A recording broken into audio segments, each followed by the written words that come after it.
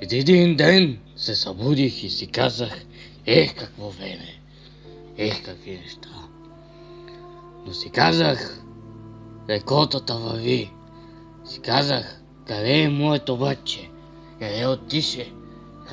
Намерил е нещо, което той търси. Но тъй някой ден, че си дойде и си каже,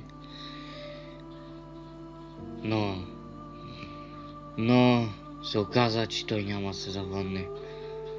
Брат ми тука, т.е. втория брат прави тука нещо. Аз се чудя аз на къде е проблема да стоят тука.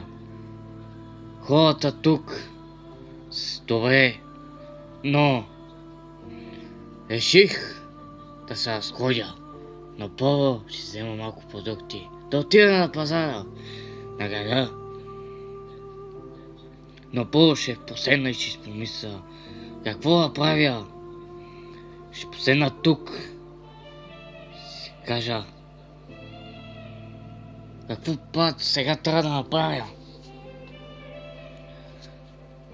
Чувам, че един от своите братя идва. Батко, какво ти има? Какво ми няма? Какво има толкова? Чакай да поседна. Какво има толкова? Какво има? Той го няма. Не знам къде е. Но искам ти кажа едни неща, които се случиха. Какво се случи? Обединени са всички земи. Как така са се обединили? Така са се обединили. Какво ще правим сега? От нататък? Не знам. От Ада също са се обединили също. Какво? Какво има? Момчета, може да последно при вас, какво си мислите? Мислиме какво ще правим, като той изчезна.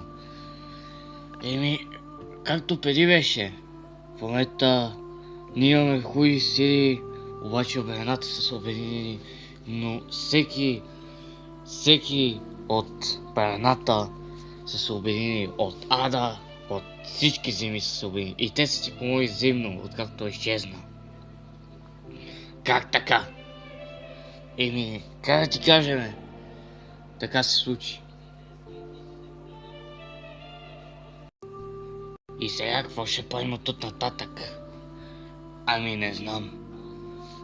Чувам, че някой идва. Кой идва? Усещам, че оттам идва някой. Къв си ти? Къв си ти, бе? Аз съм човек от Ада. Ти си от Ада? Да, дошъл съм да издира вашия човек. Защо? Защото ми трябва да знаете къде е. Не. Но ние го търсим също. Да. Търсим го до той камък. Той изчезна. Да, той отише на луната. Моля. Той отише на луната. Може да седна при вас. Може да повяде. Разкажи ни, ти какво мога да ни кажеш за него? Какво да ви разкажа?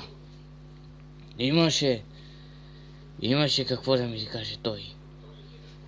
Момчета. Знаете ли какво? Дай да тръгнем да го търсим. Добре. Кога ще тръгнем веднага търсим. Но след като луната покаже на посяка посока е той.